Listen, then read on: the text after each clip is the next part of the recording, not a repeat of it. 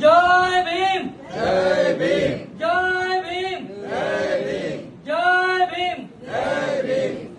આજે Wadhwan Harikrishna township number 2 માં ગોરધનભાઈ પરમાર કે જેમણે પોતે પોતાનું જે નવું મકાન બનાવેલું છે, તો એ નવનિર્મિત મકાનમાં ગૃહ પ્રવેશ જે બૌદ્ધ પરંપરા મુજબ તેમને કરવા જઈ રહ્યા છે, ત્યારે તેઓ પોતે ઈચ્છે છે કે એમના વડીલ, એમના પિતાના હાથ દ્વારા જ આપણે રિબિન કાપીએ અને આ ગૃહ પ્રવેશનો કાર્યક્રમ કરીએ. કારણ કે ગોરધનભાઈ અને એમનું સંપૂર્ણ ફેમિલી એ મહાકાવનિક તથાગત ગૌતમ બુદ્ધ તેમજ ડોક્ટર બાબા સાહેબના વિચારોથી પ્રભાવિત થઈ અને બૌદ્ધ પરંપરા મુજબ પોતાના ઘેર આવતા તમામ પ્રસંગો કરે છે. ત્યારે આપણે સૌપ્રથમ તમામ પરિવારનો આભાર માની ચંદ્રપાલ બૌદ્ધ કરુણામૂર્તિ બુદ્ધ વિહાર આપણે ગૃહ પ્રવેશ વિધિની શરૂઆત કરીએ. તો હું ગોરધનભાઈના પિતાશ્રી મોતીભાઈને વિનંતી કરું કે તેઓ રિબિન કાપી અને ગૃહ પ્રવેશ આ નવનિર્મિત ઘરમાં કરે. ભવતુ સબ મંગલ રક્ષંતુ સબ દેવતા સબ બુદ્ધાનું ધમ્માનું સંઘાનું ભાવેન સદા સુખી ભવંતુ તે.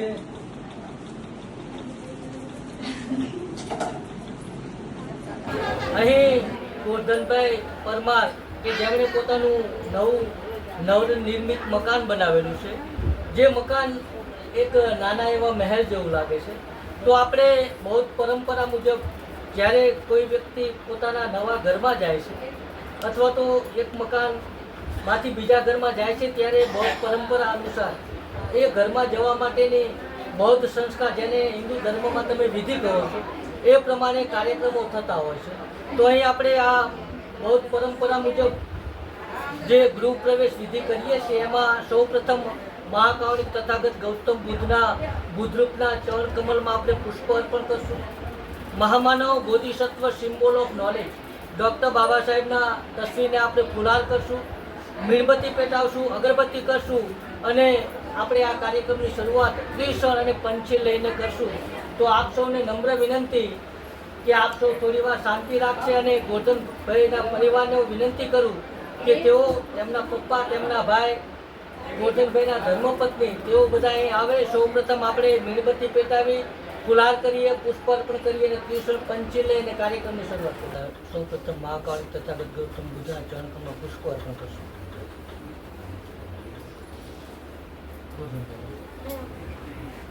આપણે મીણબત્તી પેટાવા થોડીક વાર ઉભા રહેશું.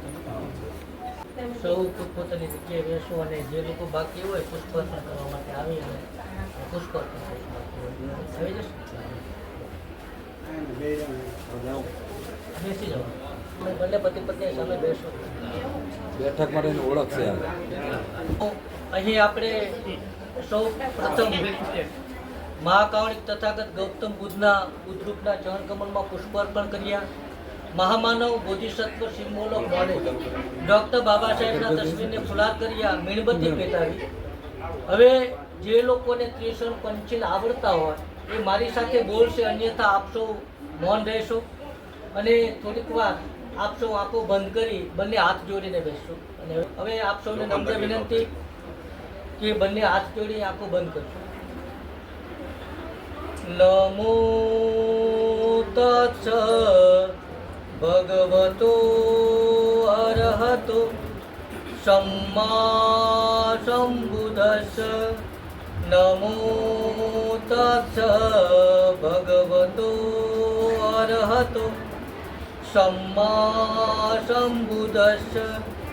નમો તત્સ ભગવતો અરહતો સમ્મા સંબુદ્ધસ્સ.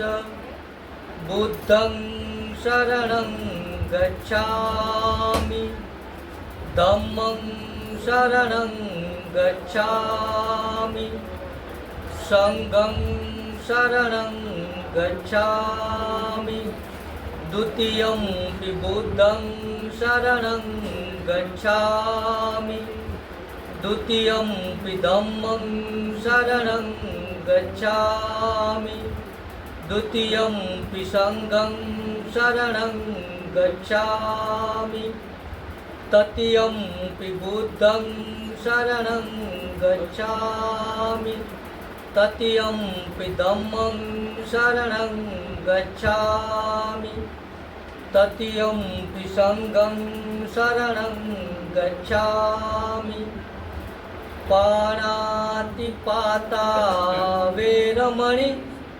સિક્ખાપદં સમાદિયામિ અદિન્નદાના વેરમણિ સિક્ખાપદં સમાદિયામિ કામેષુ મિચ્છાચારા વેરમણિ સિક્ખાપદં સમાદિયામિ મૂષાવાદા વેરમણિ સિક્ખાપદં સમાદિયામિ શૂરામેરય મજ્જપમાદઠાના વેરમણિ સિક્ખાપદં સમાદિયામિ સાધુ સાધુ સાધુ સકારાત્મક પંચી પહેલા હું બોલું છું પછી આપ બોલશો. મૈત્રીપૂર્ણ કર્મ કરીને હું મારા શરીરને શુદ્ધ કરું છું. હું મારા શરીરને શુદ્ધ કરું. મુક્ત હસ્તે દાન કરીને હું મારા શરીરને શુદ્ધ કરું છું. હું મારા શરીરને શુદ્ધ કરું. શાંતિ શાંતિ, સાદગી સાદગી તથા સંતુષ્ટિનું પાલન કરીને તથા સંતુષ્ટિનું પાલન કરીને હું મારા શરીરને શુદ્ધ કરું છું. હું મારા શરીરને શુદ્ધ કરું. સત્યતાપૂર્ણ સંવાદથી સત્યતાપૂર્ણ સંવાદથી હું મારી વાણીને શુદ્ધ કરું છું. હું મારી વાણીને શુદ્ધ કરું. સ્મૃતિ સ્મૃતિ સુસ્પષ્ટ સુસ્પષ્ટ અને પ્રદીપ્ત રાખીને અને પ્રદીપ્ત રાખીને હું મારા મનને શુદ્ધ કરું છું. હું મારા મનને શુદ્ધ કરું. સૌને જય ગુરુ. અહીં ડૉક્ટર બાબા સાહેબે આપણને જે માર્ગ બતાવેલો છે એમણે પોતાના જીવનકાળ દરમિયાન કહી શકાય કે લગભગ 24 કલાકમાંથી 18 કલાક એમણે વાંચન કરેલું, પરંતુ એમણે પોતાના જીવનના 5 વર્ષ તો માત્ર અને માત્ર ધર્મના અભ્યાસ માટે વાપર્યા. અને એમણે જોયું ભારતમાં જ નહીં પરંતુ જો જગતમાં કોઈ ઉત્તમ કે શ્રેષ્ઠ ધર્મ હોય જે સૌથી માનવ હિતનો હોય, માનવ કલ્યાણ માટે હોય, તો એ આ જ દેશમાં જન્મેલા મહાકારુણિક તથાગત ગૌતમ બુદ્ધ, જેણે 2500 વર્ષ પહેલાં ધમ્મની વાત કરેલી, જે ધર્મમાં જે વિચાર માનવને માનવ હિત માટે અને આદર્શ માનવ તરીકે ઉચ્ચ માનવીય મૂલ્યો સાથે કઈ રીતે જીવન જીવી શકાય એ વાત જે એમણે ધર્મમાં કરેલી, તો એ વિચાર એમને સૌથી ઉત્તમ લાગ્યો. એટલે કે બૌદ્ધ ધર્મ મહામાનવ, બોધિસત્વ, સિમ્બોલ ઓફ નોલેજ, શોષિતો, પીડિતો, વંચિતોના ઉદ્ધારક, મહિલાઓના મુક્તિદાતા અને ભારતીય સંવિધાનના નિર્માતા ડૉક્ટર બાબા સાહેબને મહાકારુણિક તથાગત ગૌતમ બુદ્ધે કહેલી વાત, જેને આપણે વર્તમાન સમયમાં બૌદ્ધ ધર્મ કહીએ છીએ, તો એ વાત એમને સૌથી ઉત્તમ લાગી. બૌદ્ધ ધર્મ સૌથી ઉત્તમ લાગ્યો અને એમણે 14મી ઓક્ટોબર 1956ના રોજ નાગપુર મુકામે પોતાના ગુરુ મહાથેરો ચંદ્રમણી થેરો પાસેથી બૌદ્ધ ધર્મની દીક્ષા લઈ અને 5 લાખ કરતાં વધુ લોકોને બૌદ્ધ ધર્મની દીક્ષા આપી. અને કહી શકાય કે માનવ જગતની જેટલી પણ ક્રાંતિઓ થઈ એમાં સૌથી ઉત્તમ, સૌથી શ્રેષ્ઠ અને માનવ કલ્યાણ માટે જો સૌથી ઉત્તમ ક્રાંતિ હોય તો એ ડૉક્ટર બાબા સાહેબે કરેલી ધમ્મ ક્રાંતિ એ જગતની સૌથી ઉત્તમ ક્રાંતિ. કારણ કે ક્રાંતિઓમાં લોહીની નદીઓ વહે છે, જ્યારે ડૉક્ટર બાબા સાહેબે જેમણે જે ધમ્મ ક્રાંતિ કરી, એક પણ ટીપું લોહીનું વહેવડાવ્યા વગર એમણે આ દેશમાં વસતા શોષિતો, પીડિતો, વંચિતો, શૂદ્રો, અતિશૂદ્રો અને મહિલાઓ, જેમને આ દેશમાં માત્ર ગુલામ જ માનવામાં નહોતા આવતા, પરંતુ એક પશુ કરતાં પણ બદતર એમની સાથે વ્યવહાર થતો, તો એમને ગુલામીમાંથી મુક્ત કરવા માટે ઉત્તમ ભારતીય સંવિધાન તો ભેટ આપેલું જ છે, પરંતુ ઉત્તમ ધર્મ પણ ભેટ આપ્યો. તો એ ધર્મ અનુસાર અહીં પરમાર ગોરધનભાઈએ જે પોતાના ઘેર આવેલો પ્રસંગ ગૃહ પ્રવેશ વિધિ બૌદ્ધ પરંપરા મુજબ કરી, તો ડૉક્ટર બાબા સાહેબ અને તથાગત ગૌતમ બુદ્ધની હું થોડીક વાત કહું છું. મહાકારુણિક તથાગત ગૌતમ બુદ્ધ કહે છે કે તમે કોઈ વાત એટલા માટે ન સ્વીકારો કે પરંપરાથી ચાલી આવી છે. તમે કોઈ વાત એટલા માટે પણ ન સ્વીકારો કે એને ઉપલા સ્તરથી માન્યતા મળેલી છે. તમે કોઈ વાત એટલા માટે પણ ન સ્વીકારો કે સમગ્ર માનવ જગત માને છે. તમે કોઈ વાત એટલા માટે પણ ન સ્વીકારો કે ધર્મગ્રંથોમાં લખેલી છે. તમે કોઈ વાત એટલા માટે પણ ન સ્વીકારો તમારો આદર્શ, તમારો ગુરુ, તમારો વડીલ કે તમારો શાસ્ત્રા કહે છે. સાથે સાથે પોતાની વાતનું ખંડન કરતા મહાકારુણિક તથાગત ગૌતમ બુદ્ધ કહે છે કે તમે કોઈ વાત એટલા માટે પણ ન સ્વીકારો કે એને તથાગત ગૌતમ બુદ્ધ કહે છે. પરંતુ જ્યારે કોઈ વાત તમને જોવામાં, સાંભળવામાં કે અનુભવવામાં આવે તો આપણે આપણી બુદ્ધિની એરરની કસોટી પર એને ચકાસવાનું છે. અને એ સત્ય સાબિત થતું હોય તેમજ વ્યક્તિગત પોતાને, પોતાના કુટુંબ પરિવારને અને સમગ્ર માનવ જગતને હિતકારક હોય તો જ માનવાનું. આ વાત તથાગત ગૌતમ બુદ્ધની વાત. તો અન્ય ધર્મોમાં જે ધર્મદાતાએ પોતાના ધર્મની વાત કહેલી છે અથવા તો ધર્મ પુસ્તકોમાં લખાયેલી છે એમાં કોઈ પણ જગ્યાએ ધર્મ એટલે શું એની સ્પષ્ટ માહિતી મળતી નથી. પરંતુ ડૉક્ટર બાબા સાહેબે પોતાના અંતિમ દિવસોમાં જગતને જે એક મહાન ગ્રંથ ભેટ આપેલો, ધર્મગ્રંથ ભેટ આપેલો, જેનું નામ છે the Buddha and is Dhamma, એટલે કે મહાકારુણિક તથાગત ગૌતમ બુદ્ધ અને એનો ધર્મ. અને એમાં એમણે ધર્મની વ્યાખ્યા કરતાં કહેલું છે કે ધર્મ એટલે શું. આપણે ધર્મની વાત તો કરીએ છીએ તો ધર્મ એટલે શું એની સ્પષ્ટ વ્યાખ્યા કરતાં મહાકારુણિક તથાગત ગૌતમ બુદ્ધ કહે છે જે વાત ડૉક્ટર બાબા સાહેબે પોતાના પુસ્તક એ મહાન ધર્મગ્રંથ ધી બુદ્ધા એન્ડ ઇઝ ધમ્મામાં લખેલું છે કે ધર્મ એટલે સદાચાર. ધર્મ એટલે સદાચાર. એક જ વાક્યમાં જવાબ. એક વ્યક્તિનો બીજા વ્યક્તિ પ્રત્યેનો ઉચ્ચ પ્રકારનો માનવતા ભર્યો કરુણાસભર વ્યવહાર એટલે ધર્મ. ધર્મ એટલે નૈતિકતા. અન્ય ધર્મમાં ઈશ્વરનું જે સ્થાન છે, બૌદ્ધ ધર્મમાં એ સ્થાન નૈતિકતાનું છે. અન્ય ધર્મોમાં ઈશ્વર, ભગવાન કે ઈષ્ટ દેવતા એ કેન્દ્ર સ્થાને છે. બૌદ્ધ ધર્મમાં કેન્દ્ર સ્થાને માનવ છે. એટલે કે માનવ એ ધર્મ માટે નથી, પરંતુ ધર્મ એ માનવને કઈ રીતે જીવન જીવવું એ પદ્ધતિ બતાવે છે. એટલે ધર્મ એ માનવ માટે. તો અહીં આપણે જે બુદ્ધરૂપ મૂકેલું અથવા તો બાબા સાહેબની તસવીર મૂકેલી અથવા તો મીણબત્તી પેટાવી, પુષ્પ અર્પણ કર્યા કે અગરબત્તી કરી કે ફૂલહાર કરી, એ તો પ્રતીકો છે. અહીં મીણબત્તી પેટાવવાનો મતલબ થાય છે જેવી રીતે મીણબત્તી પેટાવવાથી અંધકાર દૂર થાય છે. જો આપણે આપણા જીવનમાં જ્ઞાનનો દીપક પ્રગટાવશું તો આપણા અંધકારો, આપણા દુઃખો દૂર થશે. અને પુષ્પ અર્પણ કરવાનો મતલબ થાય છે, મીણબત્તી પેટાવી એ પ્રજ્ઞાનું પ્રતીક છે. પુષ્પ અર્પણ કરવા એ અનિત્યતાનું પ્રતીક છે. પુષ્પ ખીલે છે, પોતાની સુવાસ ફેલાવે છે, અંતે કરમાઈ જાય છે. માનવ જગતનું, માનવ જીવનનું પણ એવું જ છે. આપણે જન્મ લઈએ છીએ, યુવાન થઈએ છીએ, અંતે આ જગત છોડીને ચાલ્યા જવાનું છે. તો આપણે આપણા સદગુરુની સુવાસ ફેલાવવાની છે. અને જે અગરબત્તી આપણે સળગાવીએ તો અગરબત્તી સળગાવવાથી પવનની દિશા તરફ એની સુવાસ જાય છે. જો માનવ સદકર્મો કરે એટલે કે બીજા માટે પોતાની જાત ઘસે તો એની સુવાસ ચોર તરફ થાય છે. એ પ્રતીકોના રૂપમાં છે. અને ભગવાનનો મતલબ હિન્દુ ધર્મમાં ઈશ્વરનો મતલબ કે ભગવાનનો મતલબ એ થાય છે કે એ જગત નિયંતા છે. સમગ્ર સૃષ્ટિનું સર્જન એ કરી રહ્યો છે. જ્યારે બૌદ્ધ ધર્મમાં મહાકારુણિક તથાગત ગૌતમ બુદ્ધને આપણે ભગવાન કહીએ તો ભગવાનનો મતલબ થાય છે ભગ રાગો, ભગ દોષો, ભગ મોહ. એટલે કે જે મહાન પુરુષ જેણે રાગ દ્વેષ છોડી અજ્ઞાન દૂર કરી જ્ઞાનનો દીપક પ્રગટાવ્યો છે, એમણે પ્રજ્ઞા મેળવી છે, એમને બુદ્ધત્વ લાગ્યું છે. અને બુદ્ધત્વ થકી એમણે આ જગતમાં સૌ પ્રથમ સ્વતંત્રતા, સમાનતા, માનવતા, બંધુતા, મૈત્રી, કરુણા, મુદિતા, ઉપેક્ષા, તર્કસંગતતા અને વૈજ્ઞાનિક અભિગમની વાત કરી. તો મહાકારુણિક તથાગત ગૌતમ બુદ્ધની જે ધમ્મપદની વાત હતી, જે વાત ડૉક્ટર બાબા સાહેબે આપણને આધુનિક સ્વરૂપમાં ભારતીય સંવિધાનમાં ઇમ્પ્લિમેન્ટ કરીને આપી છે.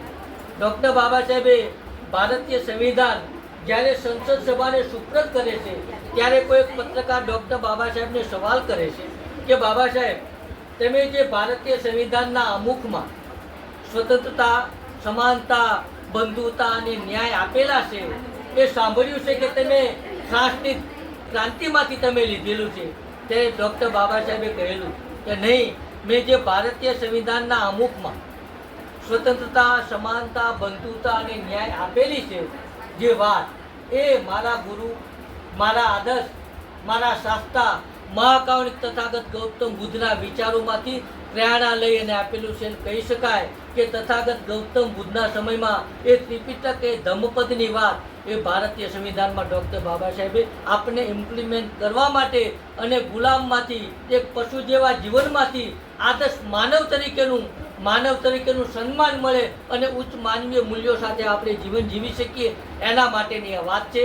અને ડૉક્ટર બાબા સાહેબે કહેલું કે સૌથી મોટામાં મોટી માનવ સેવા જો કોઈ હોય, સૌથી મોટામાં મોટી માનવ સેવા જો કોઈ હોય તો એ બૌદ્ધ ધર્મનો પ્રચાર અને પ્રસાર છે. સાથે સાથે એમણે કહેલું કે સામાજિક ઉત્થાન માટે અનેક સાધનોની જરૂર પડે. એમાં કયું સાધન પહેલું વાપરવું અને કયું સાધન પછી વાપરવું, એનો ક્રમ કાયમ એકસરખો રાખી શકાય નહીં. ક્યારેક આર્થિકતાની જરૂર પડે, ક્યારેક રાજકારણની જરૂર પડે, ક્યારેક શિક્ષણની જરૂર પડે, અને ક્યારેક એકતાની જરૂર પડે, સંગઠનની જરૂર પડે, અને ક્યારેક હક અને અધિકાર માટે આપણે સંઘર્ષની પણ જરૂર પડે. પરંતુ ડૉક્ટર બાબા સાહેબે કહેલું કે સામાજિક ઉત્થાન માટે અનેક સાધનોની જરૂર પડે. એમાં કયું સાધન પહેલું વાપરવું અને કયું સાધન પછી વાપરવું, એનો ક્રમ કાયમ એકસરખો રાખી શકાય નહીં. પરંતુ જો ક્રમ આપવાનો જ હોય તો એ ધર્મ પરિવર્તન એટલે બૌદ્ધ ધર્મની દીક્ષા લેવી એ પ્રથમ પગથિયું છે. તો અહીં મને પરમાર પરિવારે જે ગૃહ પ્રવેશ વિધિમાં બોલાવેલો, તો એમના આભારની સાથે હવે હું આ મંગલ કાર્ય છે, તો તથાગત ગૌતમ બુદ્ધ આપણને મંગલ એટલે શું એની સ્પષ્ટ વાત કરતા આર્થિક મંગલ બાબતોની આપણી સાથે એમણે ચર્ચા કરે છે, અથવા તો જગતને ઉપદેશ આપે છે. ધમદેશના તરીકે એમણે જે આપણને આદર્શ મંગલો કહે છે, એ આદર્શ મંગલો હું આપની સમક્ષ વાંચી સંભળાવું છું. 10 કે 15 મિનિટ થશે, વાર નહીં લાગે ને?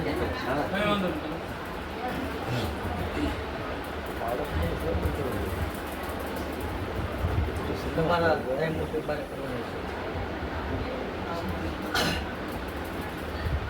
તો અન્ય ધર્મોમાં મંગલ કાર્યો આવે છે અને હિન્દુ ધર્મમાં આપણે જોઈએ છીએ કે લગ્ન વખતે એ 4 મંગલ કહે છે. એ મંગલની સ્પષ્ટતા આપણને નથી. જો કદાચ એની સ્પષ્ટતા થાય તો હું માનું છું ત્યાં સુધી એનો અર્થ સમજાયા પછી આપણે મંગલ કાર્ય ન કરીએ. આમ છતાં તથાગત ગૌતમ બુદ્ધે મંગલ એટલે શું એની સ્પષ્ટ વ્યાખ્યા કરતાં આપણને કહેલું કે આને મંગલ કહેવામાં આવે છે, તો એને મહામંગલ સૂત્ર કહેવામાં આવે છે. એવું મેં સાંભળ્યું છે કે એક સમયે ભગવાન શ્રાવસ્તી નગરીના જૈતવનમાં અનાથ પિંડક દ્વારા બનાવેલા સંઘારામાં વિહાર કરી રહ્યા હતા. તે વખતે રાત મોટે ભાગે વીતી ગઈ હતી. ત્યારે કોઈ એક દિવ્ય ક્રાંતિવાળો દેવપુરુષ સમગ્ર જૈતવનને પોતાના દિવ્ય પ્રકાશથી આલોકિત કરતો, જ્યાં મહાકારુણિક તથાગત ગૌતમ બુદ્ધ હતા, ત્યાં એમની પાસે આવ્યો. પાસે આવી નમસ્કાર કરીને એક બાજુ ઊભો રહ્યો. એક બાજુ ઊભા રહેલા તે દેવપુરુષે ભગવાનને આ પ્રમાણે ગાથામાં કહ્યું કે કલ્યાણની ઈચ્છા કરતા અનેક દેવો અને મનુષ્યોએ મંગલ બાબતો પર ચિંતન કર્યું છે, તો એ તથાગત ગૌતમ બુદ્ધ એમાં ઉત્તમ મંગલ કયું તે કહો. ત્યારે તથાગત ગૌતમ બુદ્ધ એને જવાબ આપે છે કે મંગલ કોને કહેવાય? તો ભગવાન બુદ્ધ કહે છે કે મૂર્ખોના સહવાસથી દૂર રહેવું. મંગલ કોને કહેવાય? કે મૂર્ખ લોકોથી દૂર રહેવું, એના સહવાસથી દૂર રહેવું, શુગ્નજનોની સંગત કરવી, એટલે કે ડાયા માણસનો સંગ કરવો અને પૂજ્યજનોની પૂજા કરવી, આ ઉત્તમ મંગલ છે. અહીં પૂજાનો મતલબ બૌદ્ધ ધર્મ અનુસાર એમના ગુણોને ગ્રહણ કરવા, જે આપણા આદર્શ છે, એમણે બતાવેલા માર્ગ પર ચાલવું, આ અર્થમાં પૂજા છે. માત્ર મીણબત્તી પેટાવી, અગરબત્તી કરવી, ફૂલહાર કરવો, એનાથી વાત સીમિત નથી. પરંતુ આપણા આદર્શ જે થયા મહાન પુરુષો, એમાંય ખાસ કરીને ભારતમાં બહુજન મહાપુરુષો અને મહાનાયિકાઓ થયા, જેમણે આ દેશમાં વસતા શોષિતો, પીડિતો, વંચિતો, શૂદ્રો, અતિશૂદ્રો માટે પોતાનું સંપૂર્ણ જીવન સમર્પિત કર્યું. અને મહાકરુણાવાન પુરુષ ડૉક્ટર બાબા સાહેબે, માતા રમાબાઈએ ન માત્ર પોતાનું જીવન સમર્પિત કર્યું, પરંતુ પોતાના વાલ સોયા 4 સંતાનો આપણા માટે કુરબાન કરી અને ભારતીય સંવિધાન ભેટ આપ્યું અને ઉત્તમ ધર્મ ભેટ આપ્યો, તો એમના આદર્શ એમણે બતાવેલા માર્ગ પર ચાલવું આને મંગલ કહેવાય. પછી આગળ કહે છે કે અનુકૂળ પ્રદેશમાં વસવું, પુણ્યનો સંચય કરવો અને સન્માર્ગમાં મન દ્રઢ રાખવું આ ઉત્તમ મંગલ. જ્યાં આપણી આજીવિકા વ્યવસ્થિત ચાલે એવા પ્રદેશમાં વસવું. અને ડૉક્ટર બાબા સાહેબે પણ આપણને 3 મુખ્ય બાબતો કહેલી કે તમે સ્થળાંતર કરો, સત્તા હસ્તાંતર કરો અને ધર્માંતર કરો. આ જીવનમાં આપણે આદર્શ માનવ તરીકે જીવન જીવી શકીએ એ માટેની વાત છે. પછી આગળ કહે છે અનુકૂળ પ્રદેશમાં વસવું, પુણ્યનો સંચય કરવો અને સન્માર્ગમાં મન દ્રઢ રાખવું આ ઉત્તમ મંગળ છે. પછી તથાગત ગૌતમ બુદ્ધ કહે છે અનેક વિદ્યાઓ સંપાદન કરવી, કલાઓમાં નિપુણ થવું, વિનયમાં સુંદર તાલીમ મેળવી અને સમુચિત વાણી રાખવી આ ઉત્તમ મંગળ છે. જે વાત 2500 વર્ષ પહેલા તથાગત ગૌતમ બુદ્ધે કહેલી એ જ વાત ડૉક્ટર બાબા સાહેબ કહેલી. એમણે માત્ર એક શબ્દમાં કહી દીધું તમે શિક્ષિત બનો. એટલે કે અનેક વિદ્યાઓ સંપાદન કરો, કલાઓમાં નિપુણ થાવ, વિનયમાં સુંદર તાલીમ મેળવી અને સમુચિત વાણી રાખો. આનું નામ જ શિક્ષિત કહેવાય ને સાહેબ. તો આ અર્થમાં તથાગત ગૌતમ બુદ્ધની વાત જ ડૉક્ટર બાબા સાહેબ આપણને કરી રહ્યા છે. પછી આગળ કહે છે કે માતા પિતાની સેવા કરવી, સ્ત્રી બાળકોની સંભાળ રાખવી અને અસ્તવ્યસ્ત કામો ન કરવા આ ઉત્તમ મંગળ છે. મંગળ કોને કહેવાય કે જેમણે અનેક કષ્ટો વેચીને આપણને મોટા કર્યા, આપણા સપનાઓ સાકાર કર્યા, આપણી ઈચ્છાઓ પૂરી કરી. એ માતા પિતાની સેવા કરવી એ ઉત્તમ મંગળ છે. અને અહીં બૌદ્ધ ધર્મમાં માત્ર 2 નહીં પરંતુ જેની સાથે આપણા લગ્ન થયા છે, આપણા જીવનસાથી, આપણા પત્ની કે પતિ, એમના માતા પિતા એટલે કે સાસુ સસરાને પણ જેવી રીતે આપણે માતા પિતાનું સન્માન કરીએ, એમનો આદર કરીએ, એમનો સત્કાર કરીએ અને એમની સેવા જ કરીએ, એવી જ રીતે આપણે આપણા સાસુ સસરાને પણ માનવાના છે, એમનું સન્માન કરવાનું. પછી આગળ કહે છે કે દાન આપવું, ધર્મ અનુસાર આચરણ કરવું, સગાઓને સહાય કરવી અને વર્જિત આજીવિકા ન કમાવી આ ઉત્તમ મંગળ. તમને એવું લાગતું હોય કે કોઈ ધર્મનું કામ કરે છે, કોઈ સામાજિક કામ, એને દાન આપવું આ ઉત્તમ મંગળ. પછી કહે છે કે સગાઓને સહાય કરવી. તમારી પરિસ્થિતિ સારી હોય, કદાચ કોઈ સગાવાલા દુઃખી હોય તો તમારે બનતી એને મદદ કરવી, આને મંગળ કહેવામાં આવે. પછી કહે છે કે વર્જિત આજીવિકા ન કરવી, એવી કોઈ પણ આજીવિકા ન કમાવી જોઈએ જેનાથી વ્યક્તિગત પોતાને અને પોતાના કુટુંબ પરિવારને નુકસાન થાય. પછી આગળ કહે છે તન અને મનથી પાપોનો ત્યાગ કરવો, મદ્યાથી નશાથી દૂર રહેવું અને ધર્મ કાર્યોમાં પ્રમાદ રહિત રહેવું આ ઉત્તમ મંગળ છે. પછી આગળ તથાગત ગૌતમ બુદ્ધ મંગળ બાબતની સ્પષ્ટતા કરતા કહે છે આદરભાવ કેળવવો, નમ્રતા રાખવી, સંતોષી બનવું, કૃતજ્ઞ થવું અને વખતો વખત સદ્ધર્મ શ્રવણ કરવું આ ઉત્તમ મંગળ છે. પછી આગળ કહે છે તથાગત ગૌતમ બુદ્ધ કે ક્ષમાશીલ બનવું, મૈત્રીપૂર્ણ વચન બોલવા અને શ્રમણોના દર્શન કરવા અને સમયાંતરે ધર્મ ચર્ચા કરવી આ ઉત્તમ મંગળ છે. બની શકે આપણા કુટુંબ પરિવારમાં કોઈની ભૂલ થાય તો આપણે એમને માફ કરવા જોઈએ, તો કુટુંબમાં સંપ રહે. અને આ વાત તથાગત ગૌતમ બુદ્ધની વાત એ માત્ર જેને આપણે ધર્મ કહીએ એ અર્થમાં નથી. આ જીવન જીવવાની ઉત્તમ પદ્ધતિ છે, માત્ર મીણબત્તી પેટાવાની વાત નથી, આ આચરણ કરવાની વાત છે. સદાચરણ એ જ ધર્મ છે. પછી આગળ કહે છે કે તપ ધ્યાન સાધના કરવા. પછી કહે છે કે બ્રહ્મચર્યનું પાલન કરવું. તો અન્ય ધર્મોમાં બ્રહ્મચર્યની સ્પષ્ટ વ્યાખ્યા હોય કે ન હોય, પણ એ બ્રહ્મચર્ય કે બ્રહ્મ વિહારમાં કહેલું છે કે તપ ધ્યાન સાધના કરવું, બ્રહ્મચર્યનું પાલન કરવું, આર્ય સત્યનું દર્શન કરવું અને તથા નિર્વાણનો સાક્ષાત કરવો આ ઉત્તમ મંગળ છે.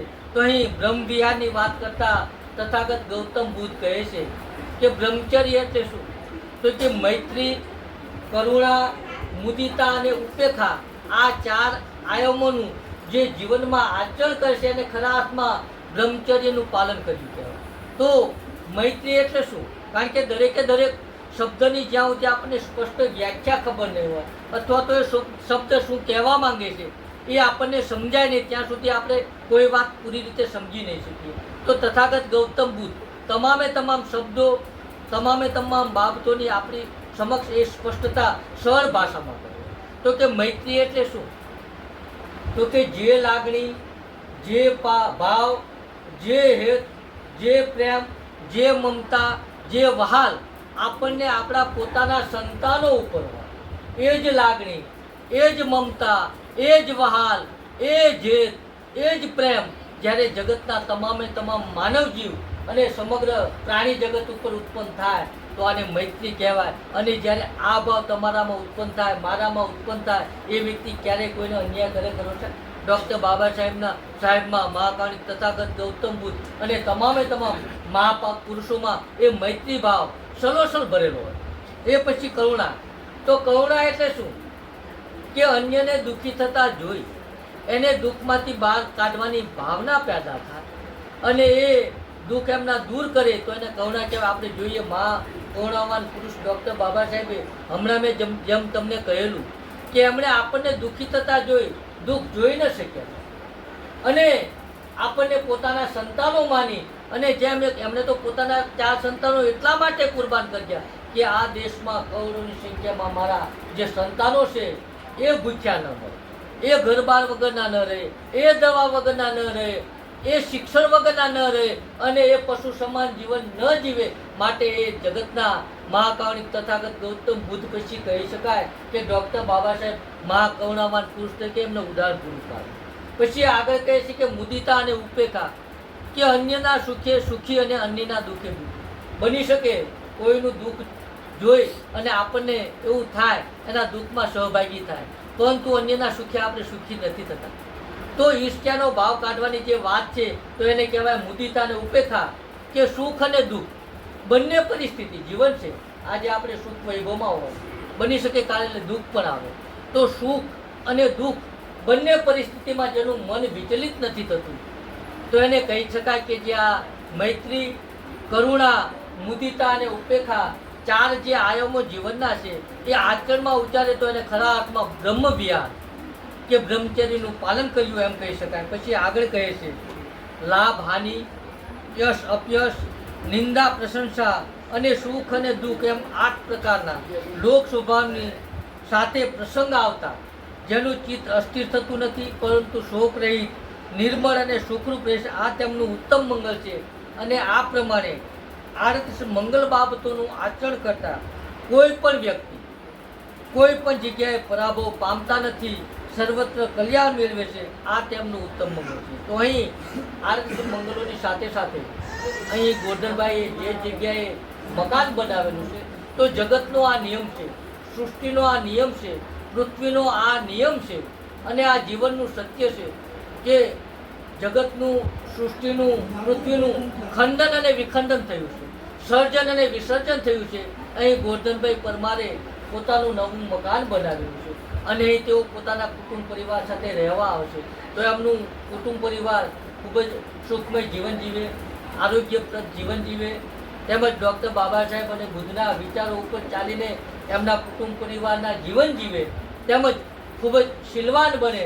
તો અહીં આ જગ્યાએ કોઈ અન્ય પ્રાણી માત્ર પણ રહેતા હશે, જીવજંતુ, તો એમણે પણ જ્યારે આ મકાન બન્યું તો બીજે જવાની ફરજ પડી હશે અને આપણે એને રોકી નથી શકતા કારણ કે આ જગતનો નિયમ છે.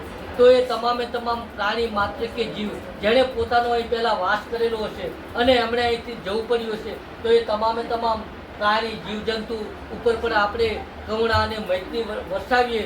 તો આટલી વાત કરી અને તમે તમારા કુટુંબ પરિવાર સાથે ખૂબ જ ઉમદા જીવન જીવો, આદર્શ જીવન જીવો અને સુખરૂપ તમે આરોગ્યપ્રદ જીવન જીવો એ વાત સાથે અહીં તમે મને આમંત્રણ આપેલું છે તો હું કરુણામૂર્તિ બુદ્ધવિહાર મોટા કેવાડિયા ચંદ્રપાલ બૌદ્ધ આપનો આભાર માની અને મારી વાતને વિરામ આપું છું. આપ સૌને મૈત્રીપૂર્ણ હૃદય જય ભીમ નમો. આપ સૌનો ખૂબ ખૂબ આભાર.